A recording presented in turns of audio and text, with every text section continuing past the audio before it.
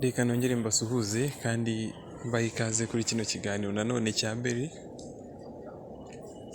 Ibi aba ari ibiganiro bivuga kuri Berry, ntabwo ari ibigushishikariza kujoyininga Berry, ntabwo ari ibikugira gute, ariko nyine ni iha updates ku bantu bakora Berry ndetse n'abifuza gukora Berry. Ino ni trading platform nk'uko nakunze kubivuga, itradingirwaho ama cryptocurrency. Iyi akaba ari indi promosiyo bashyize hanze nyuma y'indi n'undi ya $200 imazeho iminsi.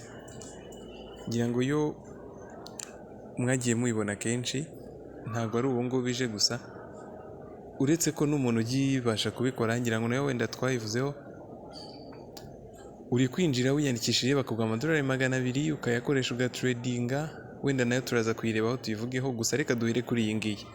Iyi ni iy'abantu bari bukore deposit guhera ku itariki 3. Reka dusome wenda duhereye hejuru kugira ngo byumvikane neza. Hano handitse Dear Valuable Berry Users, ubwo ni ku bantu bose b'agaciro bakoresha Berry. In order to celebrate the rapid growth of Berry users in the first quarter of 2023 and to express our gratitude to our users for their support and trust, a recharge rebate activity is hereby launched. Ni igikorwa bashyizeho, ni nka promosiyo bashyizeho muri kino kimwe cya kane cya 2023, ubwo ni kuno kwezi kwa kane nyine bashyizeho no promosiyo, bitewe nuko abantu benshi bakomeje gutuma Berry izamuka mu mbuga za mbere. Ino pool ifite $30 z'ama USDT bari gutanga, ndetse yatangiye ku itariki 3 2023, ubwo ni iz'ukwa kane n'ejo hashize. Baravuga ko guhera amategeko n'amabwiriza, guhera kuri ino tariki 3 z'ukwa kane, umuntu uzashyiraho amadolari arenze 100, ubwo ni USDT zirenze 100, bazamuha 5% ahita agaruka kuri konti ye byayashyizeho. Ibi bizasozwa uko zino $30 z'ama USDT zose zimaze gutangwa. Ntabwo bigeze bashyiraho igihe izarangirira, bizaterwa n'igihe bazamarira kuzitanga. Hano hari icyitonderwa dufite. Baravuga ko ino event ireba gusa abantu bazakora first time recharge, ubwo ni abazakora deposit ku nshuro ya mbere, nabwo bagakora deposit y'amadolari atari munsi y'100, ubwo narenga 100 kuzamura. Urugero, hano hari ingero batanze. Ushyiraho amadolari 100, 5% byayo ni $5, ubwo azahita agira $105 kuri account ye mu mwanya wo kubonaho 100 ashyizeho.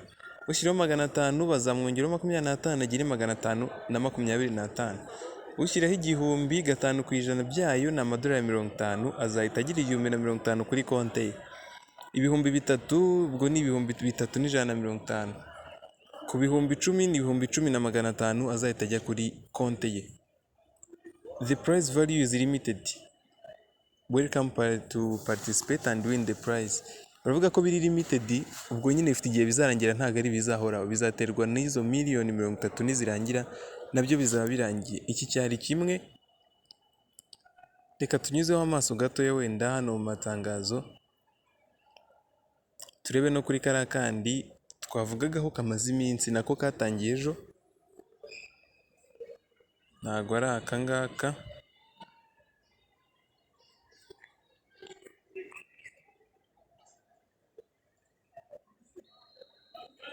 Ni aka ngaka, reka tusomeho gatoya. Ino ni $200 bari guha umumemba mushyashya wiyandikishije.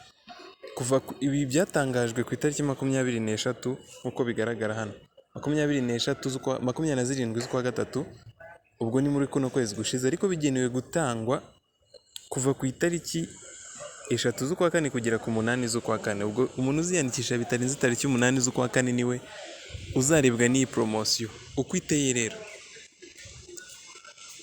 umuntu uziyandikisha kuva ku itariki 3 z'ukwa kane ashobora kwinjoyinga kino gikorwa cya ino promosiyo. Icyo ni itegeko rya mbere.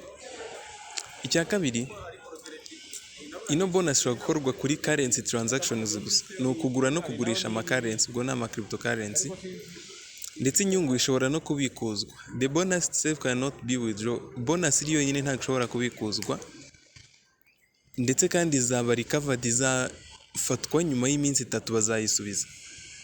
Bonuses can be traded as assets. Ushobora kuzitradinga nk'umutungo wawe bwite, nyine nk'ama USDT wishyiriyeho, ndetse ashobora no gukoreshwa nka offset transaction fee, losses ndetse na capital cost. Before the bonus is consumed, any operation of transferring asset account. Mu magambo make icyo nayivugaho ni uko uriyandikisha ugakora KYC nk'ibisanzwe, ukaza kubona amadolari 200 konti yawe, ukaba wayacuruza nyuma y'iminsi 3 bakayisubiza, ariko profi yawe ukaba ushobora kuba wayibikuza. Ukeneye kwiyandikisha ukareba uko bimeze, ushobora kureba link iri muri description y'iki kiganiro cyangwa ukatwandikira kuri WhatsApp tukagufasha kuba nawe wayibonaho, ukagira uko wenda ureba berise biba bimeze bite mbere yo kunashora, cyangwa mbere yo kugira ikindi icyo ari cyo cyose ukora, ukabanza ukareba uko biba bimeze. Reka tubashimire mwese twabanye, zari zino update dufite, naho ubutaha mu zindi update.